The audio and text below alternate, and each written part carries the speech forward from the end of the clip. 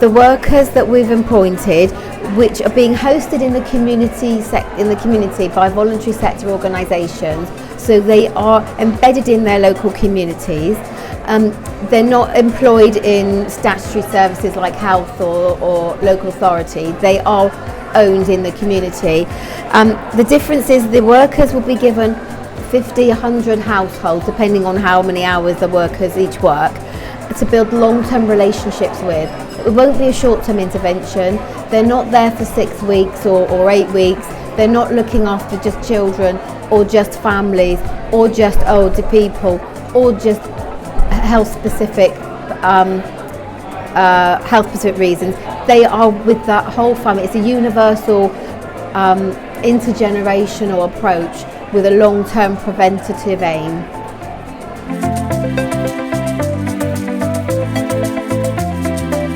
I was recommended by someone for this role because of the role I was already doing in a secondary school in Truro. I was working very closely with one of the social prescribers for the area, and she knew about this role coming up and she told me about it, and I got in contact and I got the interview. And the reason I decided to go to the interview was because in my role in the secondary school I often felt a bit hopeless with certain situations I was coming up against, how I could support the children I was working with, but extending that to the support of their families as well, which we just really weren't able to offer. But this role is so holistic and works with the household as a whole, which was something that really appealed to me, to be able to support them. I think what underpins it is people's health and well-being, and that was really important to me. So many people want to support others, and NHS obviously is a service that does that, but people are put off through not feeling qualified, not feeling competent. And if you know, at the very front line, it's you don't need these qualifications, don't worry, you know, just come and be yourself. I think you're going to get people who care more and actually want to do it, but maybe haven't gone to university, haven't got the qualifications, and it'll be a massive asset to what is a struggling service at the moment. Because it's a chance to work in the community. We are the link for the community and NHS. We are providing a holistic approach, working with families. Yes, it's good to be part of.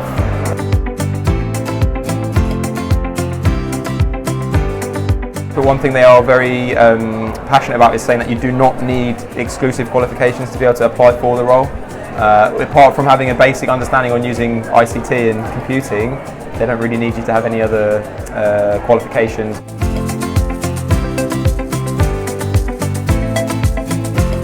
We hope that it will improve some of those health inequalities. We know that in other areas where, as I say, it's been trialled, things like vaccination uptake has improved, and also screening as well.